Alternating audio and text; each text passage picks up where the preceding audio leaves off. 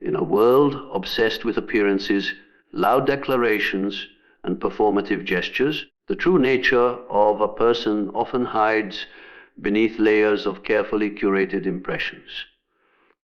People learn to smile at the right time, speak with charm, and display qualities that seem noble and admirable on the surface. But character is not truly measured in the moments when eyes are watching and applause is expected.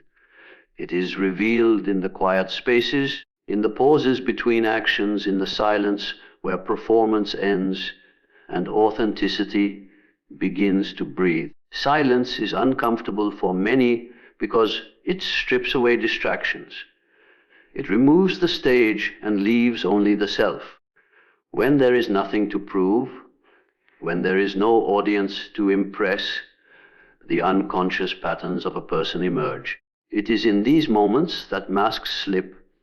The way someone treats others when no one else is looking, the thoughts they allow to rise when there is no need to filter, and the energy they carry when the world is quiet, all of these speak far louder than their public actions ever could.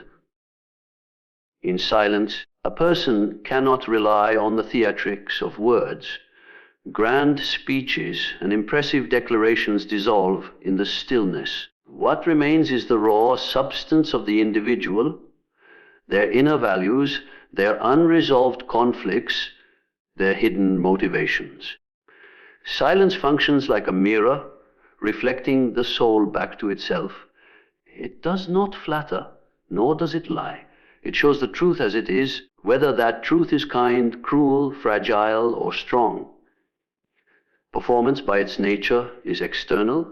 It seeks validation and reaction. Whether consciously or unconsciously, people adjust their behaviors to fit expectations, social norms, or personal ambitions. They play roles, sometimes noble ones, to gain approval or protect themselves. But silence offers no stage for such roles. When external noise fades, internal reality becomes impossible to ignore. This is why many fear silence. It forces them to confront who they truly are without the comforting veil of performance. Observe a person not when they are speaking to impress, but when they are listening with nothing to gain. Watch how they behave in the spaces where attention does not follow. Their true character is written not in their grand gestures, but in their quiet reactions, a slight look of contempt, a soft act of kindness, a moment of honesty they didn't plan to reveal. These subtle signals emerge only in stillness. Silence also tests patience. Many people can act kind or composed for a short period, but silence stretches time. It reveals restlessness, irritation, or peace that can't be hidden forever. For example, when two people sit together without words, one may feel the urge to fill the space with chatter, unable to tolerate the mirror silence holds up to them. Another may feel at ease, grounded, revealing a centered character that doesn't rely on external validation. The quiet moments in relationships often tell more than heated arguments or romantic confessions. When there is nothing happening and no crisis to handle, how two individuals share silence can reveal trust, insecurity, dominance, or harmony. A person who cannot exist authentically in silence often carries unresolved inner conflicts. They rely on performance to mask what they haven't yet faced. In leadership, silence separates the pretenders from the wise. Those who lead through noise, constant assertions, and exaggerated self-image may inspire briefly, but their foundation is fragile. True leaders often speak less and observe more. They understand that silence gives space for truth to emerge, not just their own truth, but the truths of others. By not performing constantly, they reveal strength, patience, and depth. Silence also exposes moral choices. Imagine moments when no one is watching. When a person finds a wallet on the street, witnesses a situation where they could help, or faces an opportunity to take advantage without consequences. In those quiet moral crossroads, their decision reflects their character more than any promise or speech ever could. Performance thrives on recognition. Character is defined by actions done in obscurity. Moreover, silence is the realm where intuition speaks. People who are in touch with their deeper selves can sit in silence without fear. They listen to their inner signals, confront uncomfortable truths, and grow through reflection. Those who constantly avoid silence often avoid themselves. This avoidance leads to shallow performances designed to distract from inner chaos. Cultural conditioning often teaches people to equate loudness with strength, confidence with constant expression, and silence with weakness or awkwardness. But history repeatedly shows that some of the strongest figures were those who moved in silence, spoke sparingly, and acted with depth rather than noise. Silence gives weight to words when they finally come. It creates a contrast that makes authenticity unmistakable.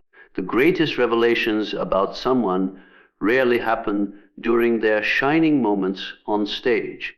They happen in quiet kitchens after the guests have left, in car rides where no music plays, in moments of still observation when their guard is down.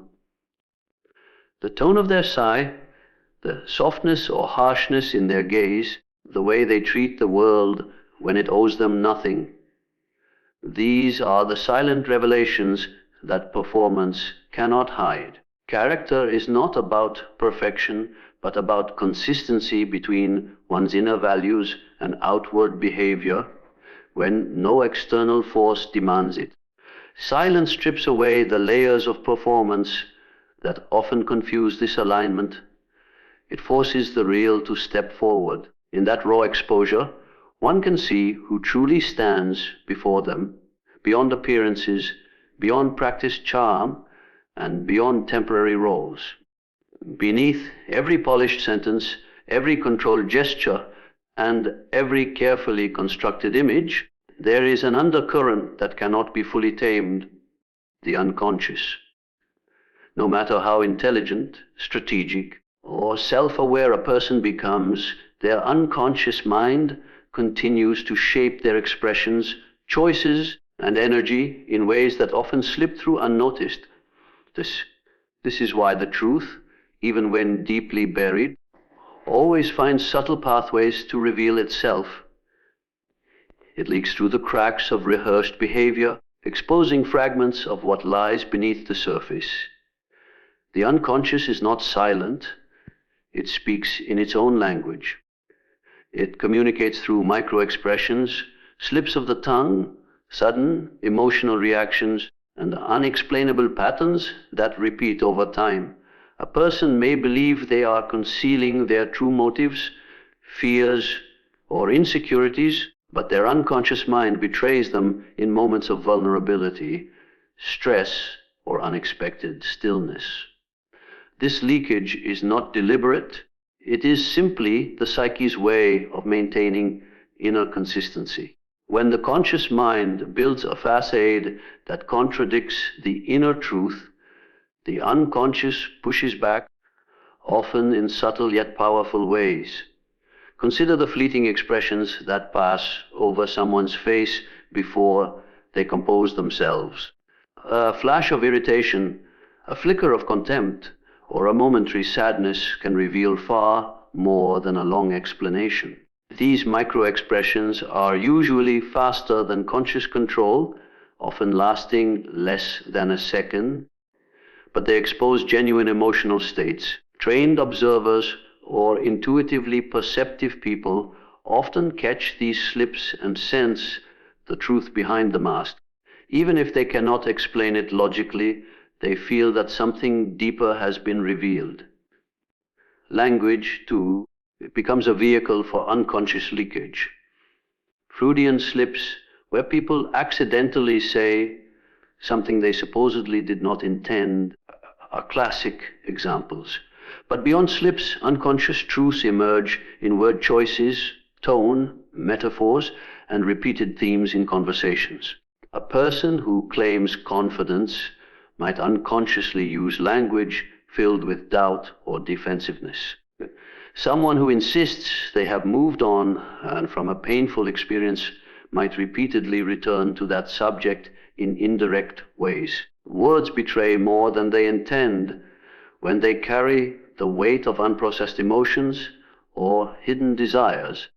Behavioral patterns reveal unconscious truths over time. People can consciously fake a behavior for a short duration, but repeated interactions expose consistency or the lack of it. For example, someone may present themselves as generous in public, but show subtle resentment when giving privately. Another may claim openness, but continually avoid topics that make them uncomfortable. These patterns, often unnoticed by the person themselves, are visible to those who pay attention. The unconscious shapes these repetitive choices because it operates from deep-seated beliefs and unresolved experiences. The body also becomes a canvas on which the unconscious paints. Posture, gestures, breathing patterns, and muscle tension often communicate more honestly than spoken words. A person insisting they are calm may have clenched fists or tightened shoulders. Someone pretending to be confident may shrink subtly in their posture. These bodily signals are difficult to fake consistently because they are governed by the autonomic nervous system, which responds directly to unconscious states. The body leaks truth even when the mouth denies it. Emotional leakage is perhaps the most striking. Emotions that are denied or suppressed do not disappear. They find indirect ways to surface. Anger may come out as sarcasm, anxiety as over-explaining, envy as subtle criticism. People often project their unconscious feelings onto others, accusing them of traits or motives they themselves hold but cannot face. This psychological projection is one of the clearest demonstrations of unconscious truth leaking into the external world. By attributing their inner states to others, individuals unintentionally reveal the very emotions they wish to hide. The unconscious also leaks through dreams, fantasies, and unplanned thoughts. While dreams may seem nonsensical, they often carry symbolic expressions of inner conflicts, fears, and desires that the conscious mind represses. A person may ignore these dreams, but the psyche continues to communicate through them, offering glimpses into what they avoid acknowledging while awake. Fantasies, too, often reveal hidden longings or unresolved psychological tensions. Moments of fatigue, stress, or intoxication lower the defenses of the conscious mind, making unconscious leakage even more apparent. In these moments, people say things they didn't mean, but often these statements are closer to their unfiltered truth than their usual controlled expressions. Emotional outbursts, unexpected tears, or sudden irritations can emerge, revealing layers that normally remain guarded. This is why people's real selves often emerge during moments of crisis or vulnerability. The conscious mask slips, and the unconscious steps forward. Social interactions amplify unconscious leakage because human beings are highly attuned to subtle cues. Even when someone's words are convincing, their energy, timing, and micro behaviors often send a different message. Others may not consciously analyze these signals, but they pick up on inconsistencies and gut feelings. This intuitive sensing is often the unconscious of one person recognizing the unconscious leakage of another. It explains why people sometimes mistrust someone without knowing exactly why their unconscious detected the discrepancy. The unconscious truth also emerges through artistic expression, storytelling, and creativity. When people write, paint, perform, or create, they often channel unconscious material without realizing it. Themes of abandonment, control, fear, desire, or identity surface repeatedly in their works, even if they consciously aim for something else. This is why creative work can be so revealing. It bypasses rational defenses and allows the psyche to express itself freely through symbols and metaphors. Ultimately, unconscious truth leaks because the human psyche strives for integration. When there is a gap between what a person truly feels and what they present to the world, tension builds. The unconscious attempts to restore balance by sending signals through emotions, body language, slips, dreams, and behavior. These signals may be ignored, denied, or misinterpreted, but they persist because the inner world cannot be completely silenced. The deeper the repression, the more forcefully the unconscious finds alternative routes to express itself. Every human being carries within them layers upon layers of experiences, beliefs, fears, desires, and hidden wounds. Much of this inner landscape remains concealed behind practiced expressions, social masks, and cultivated identities. People learn how to present themselves in ways that earn approval, avoid conflict, or maintain a sense of control. Yet, there are certain questions, simple in structure but profound in effect, that can bypass these defenses and touch the deeper strata of the psyche. Two questions, in particular, have the quiet power to unmask these hidden layers, not through force, but through their ability to draw out responses that reveal the soul's architecture. The first reason these questions hold power is that they invite authenticity rather than demand it. Direct confrontation often leads people to retreat behind rehearsed answers, but questions that gently probe core values, vulnerabilities, or moral instincts cause the conscious mind to pause. In that pause, the unconscious steps forward. The person's true emotions, motivations, and internal narratives begin to surface in their tone, word choices, and subtle reactions. These questions do not need to be complex. Their strength lies in their ability to disarm. Questions that reach the soul often bypass intellect and touch instinct. They challenge a person to reflect rather than perform. For example, when asked about their views on power, justice, kindness, or personal failure, most individuals cannot rely on memorized answers.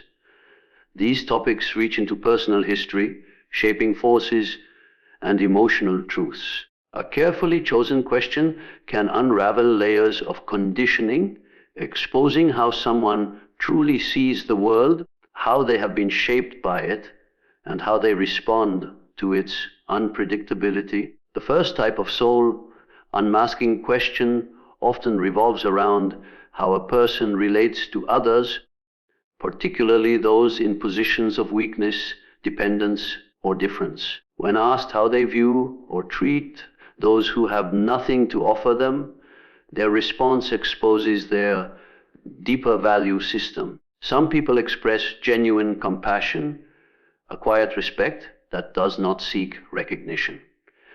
Others reveal condescension, indifference, or discomfort they may not even be fully aware of. The words they choose, the examples they give, and the emotions that flicker across their faces speak volumes about their worldview. Such a question doesn't just reveal opinions, it reveals inner hierarchies. It shows whether a person sees humanity through a lens of shared dignity or through rigid power structures. It exposes whether their kindness is conditional or inherent, whether their humility is practiced or genuine. Many people can perform kindness in visible situations, but their unconscious beliefs about worth and status emerge when they consider those who cannot elevate them socially or materially. This is why this kind of question has such piercing power. It reveals not what people think they should believe, but what they truly do. The second type of question reaches inward rather than outward. It explores how a person responds to their own powerlessness, vulnerability, or failure.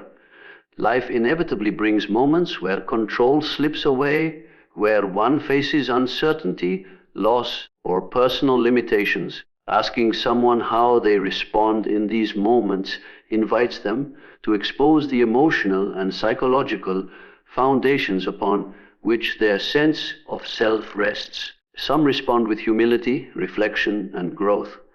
Others react with blame, denial, or bitterness. Their answers, whether verbal or nonverbal, unveil how they process fear, how they confront their own fragility, and whether they allow suffering to deepen their character or harden their defenses. People often reveal their truest selves, not when they are in control, but when control is taken from them. Questions that lead them to recall such moments serve as mirrors, reflecting the soul's resilience or avoidance, its capacity for transformation or entrapment in old wounds. These two kinds of questions, one directed outward toward their relationship with others, and one directed inward toward their relationship with themselves, form a potent psychological lens. They are simple, but they reach into areas where superficial answers cannot hold. They strip away the mask of practiced charm, intellectual reasoning, or social performance, and bring forth raw, unfiltered glimpses of a person's inner landscape. What makes these questions uniquely powerful is that they do not demand a specific kind of answer. Their purpose is not judgment, but revelation. The way someone pauses before answering, the stories they choose to share, the emotions that surface unexpectedly, the contradictions in their language, all of these details form a map of the soul's hidden layers. Even silence in response can be telling, revealing discomfort, avoidance, or unprocessed emotions. Furthermore, these questions act like psychological pressure points. They touch areas of identity that are often protected by ego defenses. When these defenses are gently pressed, they loosen just enough to allow genuine material to emerge. The conscious mind may attempt to manage the response, but the unconscious seeps through, coloring the tone and structure of the answer with authenticity. This is why people often surprise themselves when answering deep questions.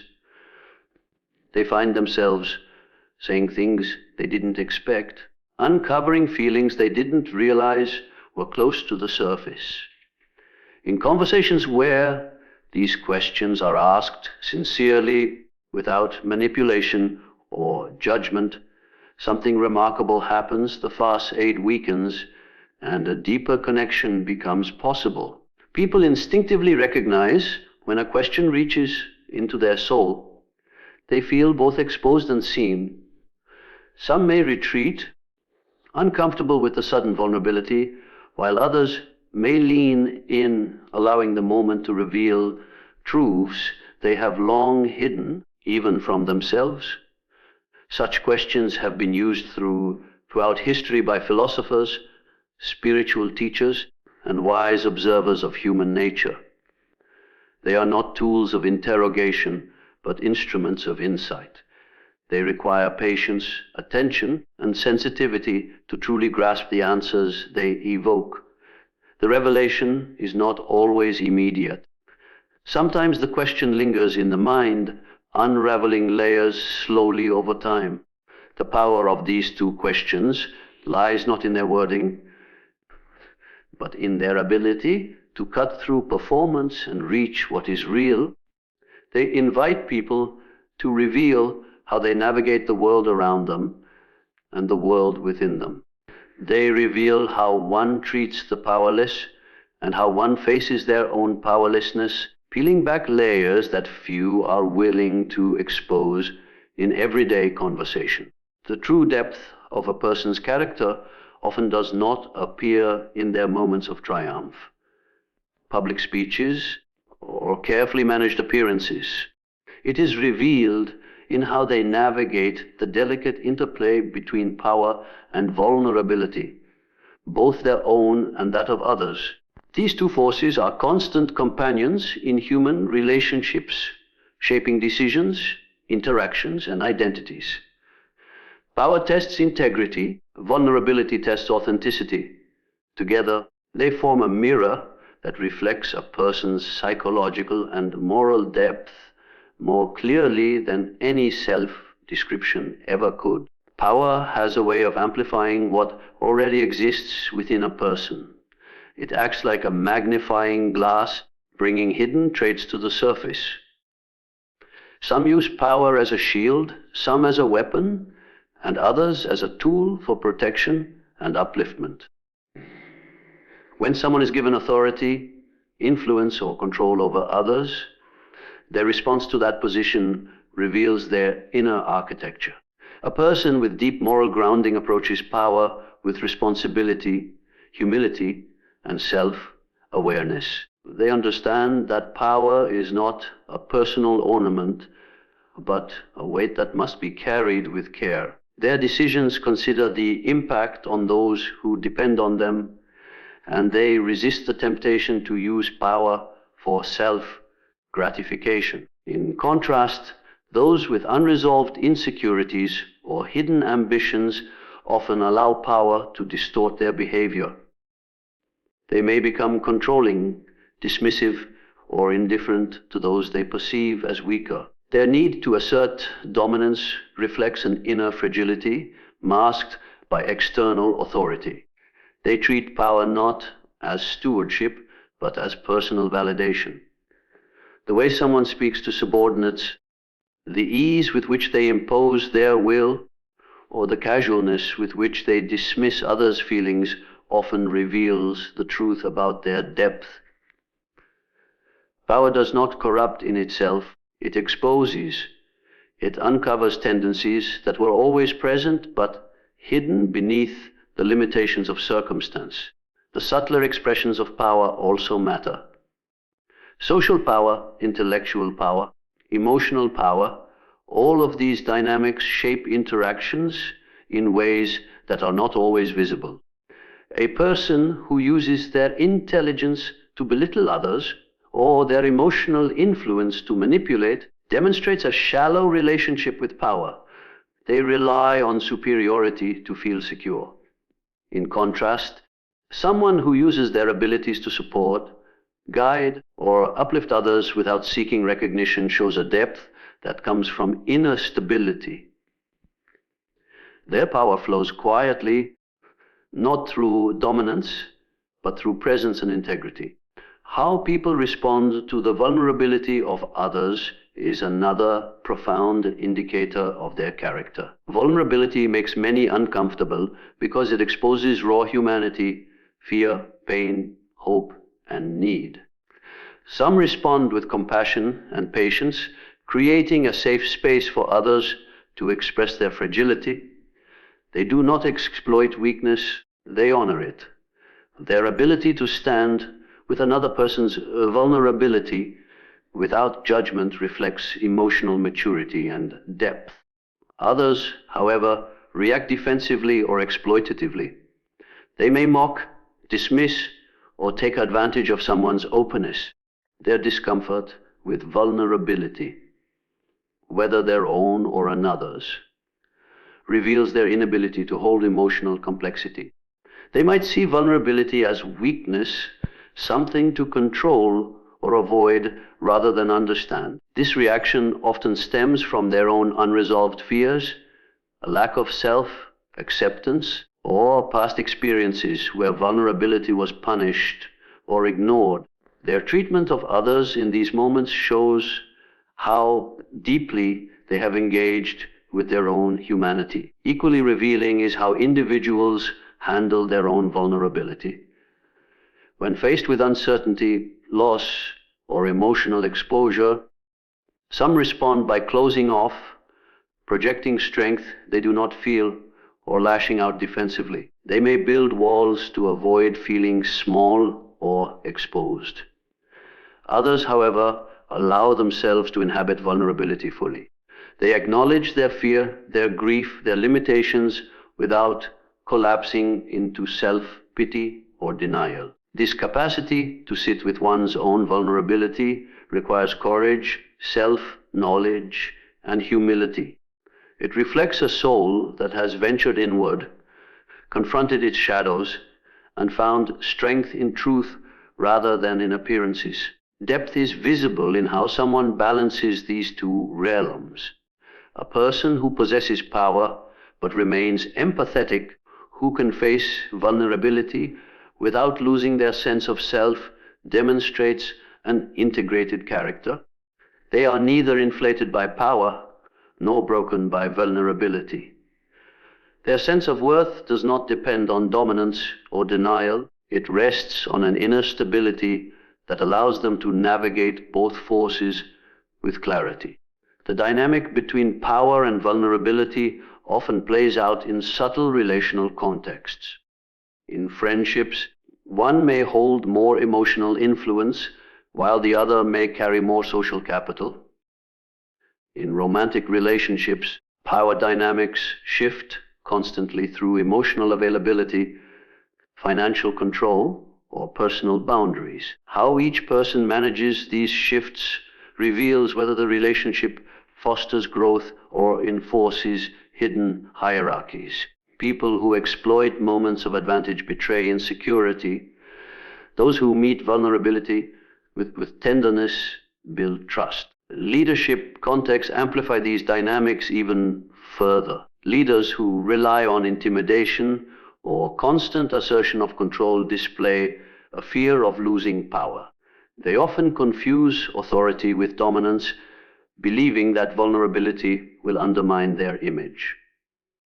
Truly wise leaders, however, understand that showing their own humanity creates connection, not weakness. They balance strength with openness, command with listening. Their power serves a collective purpose rather than their ego. Their willingness to acknowledge mistakes or seek counsel shows depth that commands respect naturally without coercion. Family dynamics are another fertile ground where power and vulnerability reveal depth. Parents hold natural power over their children, but the way they use it shapes the emotional world of the household. A parent who uses power to dominate or silence creates fear, while one who guides with empathy and structure fosters trust. Similarly, adult children caring for aging parents experience a reversal of vulnerability and power, revealing their capacity for compassion, patience, and emotional maturity. Even in everyday interactions, such as dealing with service workers, strangers, or animals, power and vulnerability emerge quietly. A person's behavior toward those with less power reflects their worldview more honestly than their treatment of equals or superiors. These seemingly small interactions often expose hidden hierarchies, prejudices, or genuine kindness. Depth is not only tested in grand moments, but in these subtle exchanges that occur daily. The interplay between power and vulnerability reveals more about a person than polished narratives or public personas ever could. Power unveils the truth of how one manages advantage. Vulnerability uncovers the truth of how one faces exposure. Together, they form a dual lens through which the soul's architecture becomes visible layer by layer beneath the surface of practiced identity. Judgment is one of the quickest reflexes of the human mind. It requires little effort, little patience, and almost no vulnerability.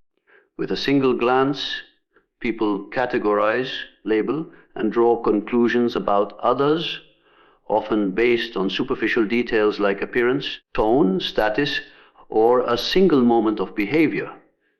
This instinct is ancient and rooted in survival. It allowed early humans to make rapid assessments about potential allies or threats. But in modern human relationships, this reflex often masks something deeper, an avoidance of revelation. Judgment is easy because it protects the observer from the complexity and discomfort that true understanding requires. Revelation, on the other hand, is hard because it demands patience, humility, and the courage to see beyond one's initial impressions. When people judge, they create mental shortcuts. These shortcuts simplify the messy reality of human beings into neat, manageable categories: good or bad, strong or weak, trustworthy or not. It gives a sense of certainty, even if that certainty is built on assumptions. Judgment serves the ego by making the world feel predictable. It places the judge in a position of control, as if they hold the power to define others with their observations. But this illusion of control comes at a cost. It blinds them to the deeper truths that lie beneath the surface. Revelation operates in the opposite direction. Instead of simplifying, it uncovers layers. It requires the observer to sit with ambiguity, to accept that people are complex, sometimes contradictory, and always evolving. To truly reveal someone's character means to look beyond masks, beyond defensive behaviors, and beyond temporary roles they might be playing. It involves attention to subtle cues, to patterns over time, and to the moments when people are not performing but simply being. This kind of seeing does not happen instantly. It unfolds gradually through observation, conversation, and shared experiences. Judgment is often driven by projection. People see in others what they unconsciously carry within themselves. If someone has unresolved anger, they may perceive hostility where there is none. If they struggle with insecurity, they may interpret confidence as arrogance. Projection turns others into mirrors, reflecting parts of the observer's own psyche. This makes judgment easy but unreliable because it reveals more about the judge than the person being judged. Revelation, by contrast, requires the suspension of projection. It asks the observer to look with clarity, not through the lens of their own biases. This suspension is difficult because it means confronting one's own shadows rather than projecting them outward. Another reason judgment is easy is that it thrives on limited information. A single statement, a brief encounter, or a misunderstood gesture can form the foundation of a lasting opinion. Once a judgment is made, confirmation bias takes over. People selectively notice information that supports their initial view and ignore what contradicts it. This mental mechanism makes judgment sticky and resistant to change. Revelation, however, disrupts this process. It demands gathering more information, questioning first impressions, and staying open to being surprised. It requires the humility to admit that one's initial interpretation may be wrong or incomplete. True revelation often occurs in silence and stillness, not in quick reactions. When people stop rushing to categorize and simply observe, unexpected truths begin to emerge. The way someone treats others when they believe no one is watching, the micro expressions that flicker across their face in unguarded moments, the emotional shifts that appear under stress, all these details reveal more than verbal explanations ever could. But to notice these things, one must slow down, remain attentive, and resist the urge to jump to conclusions. Judgment is also emotionally safer than revelation. When you judge someone, you place them at a distance. You define them from the outside, maintaining a psychological barrier. Revelation, however, involves closeness. To truly see someone, you must be willing to let their truth affect you, to be moved or challenged by what you find. This closeness can be uncomfortable because it dissolves the sense of superiority that judgment often provides.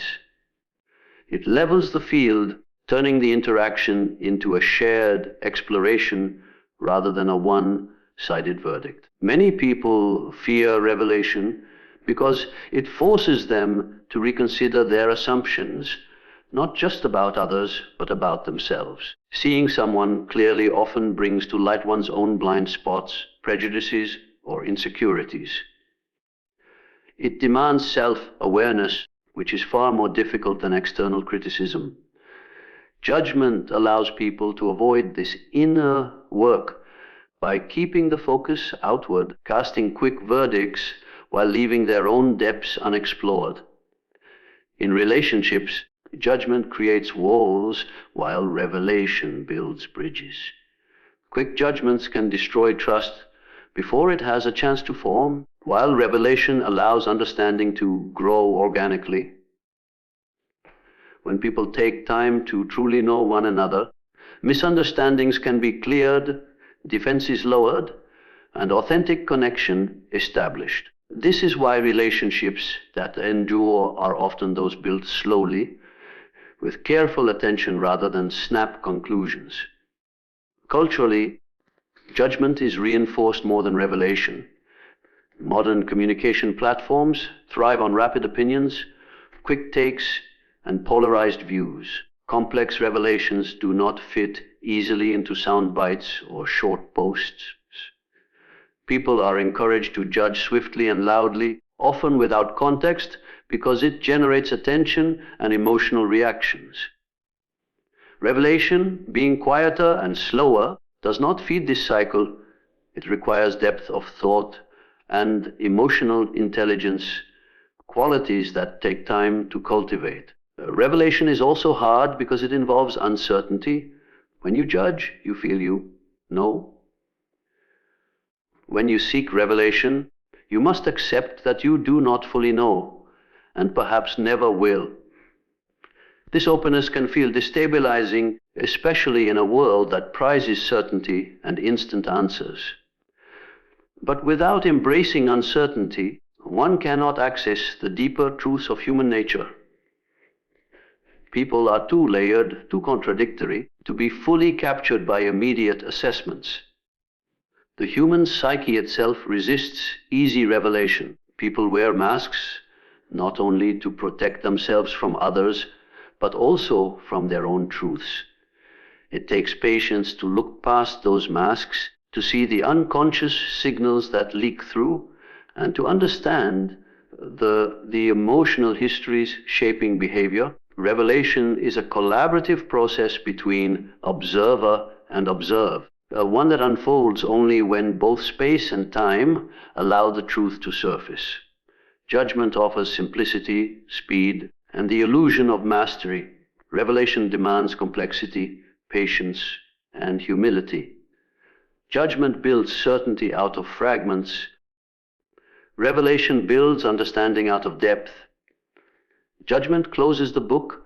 Revelation opens it and reads between the lines, searching for what lies beyond appearances.